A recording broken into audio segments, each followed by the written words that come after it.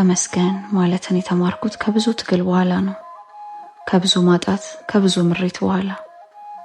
አብዝቼ የጠየቅኩት ሁሉ ሳይመለስልኝ ሲቀር ብዙ አንብቻለሁ፣ ብዙ አማርሬያለሁ።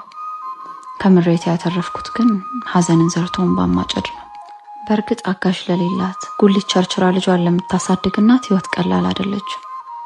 ዝቅ ያለ ኑሮ ለሚኖሩ ሁሉ በምታሳያቸው የፈረጠመ ክንዷ እሷንም ከመደቆስ አትቦዝንም። በተለይ ደግሞ ክረምት ላይ በጋ ያጠራቀመችው ቂም ያለ ይመስል ትበረታባታለች።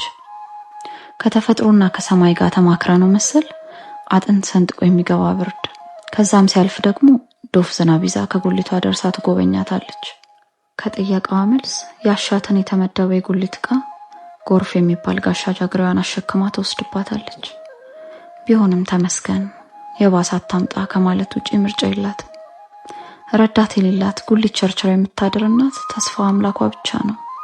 ገዢውን ካለበት የሚያመጣላት፣ የዕለት እንጀራዋን ሰጥቶ የልጇን ጉሮሮ ዘግታ እንድታድር የሚያረጋት፣ ሸማች ተመስሎ በክረምት የሚጎበኛት ተስፋዋ እሱ ብቻ ነው። ከጉሊት ይግዙ።